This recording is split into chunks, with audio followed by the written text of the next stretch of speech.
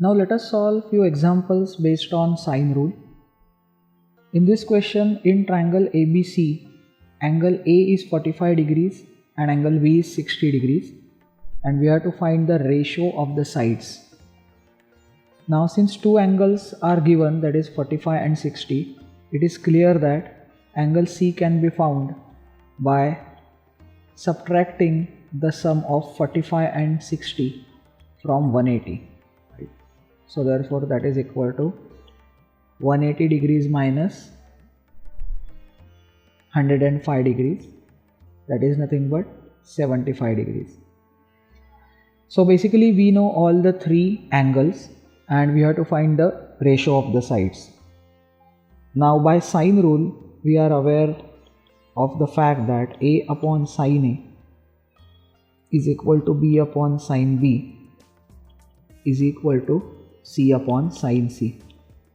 So therefore in other words it means the ratio of the sides, that is the ratio of all numerator terms, is nothing but ratio of all denominator terms. So therefore A is to B is to C is nothing but sine A is to sine B is to sine C.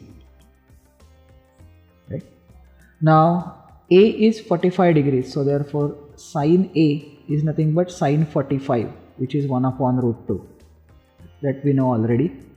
And since B is 60 degrees, so therefore sine B is nothing but sine 60, which is root 3 by 2. So we know root 3 by 2 as sine B. All we have to find now is sine C, which is nothing but sine of 75 degrees. Now since we don't know this directly, we have to construct it, and we can easily find that by writing 75 as 45 plus 30. Correct? So therefore let us expand using the formula of sine of A plus B, which is sine A into cos B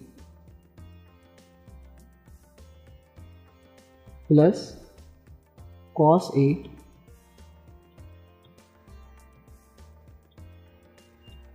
into sine B, that is sine of 30. Okay. So therefore we get sine 45 is 1 upon root 2 into cos 30 is root 3 by 2 plus cos 45 is once again 1 upon root 2 and sine 30 is 1 upon 2. So that is equal to 2 root 2 as the common denominator, and in the numerator we have root 3 plus 1.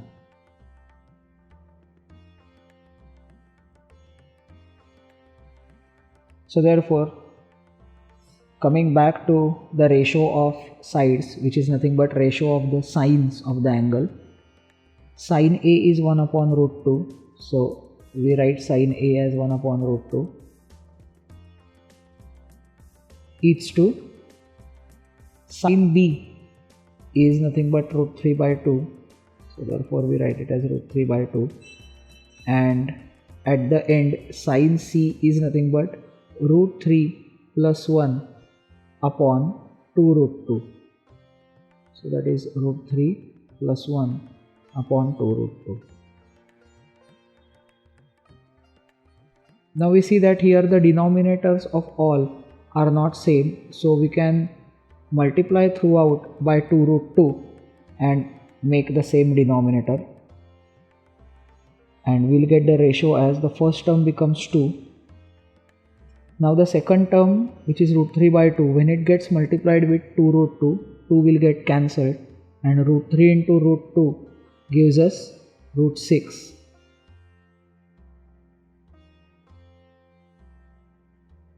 And last term is the same numerator, that is root 3 plus 1. So therefore the ratio of the sides is nothing but 2 is to root 6 is to root 3 plus 1.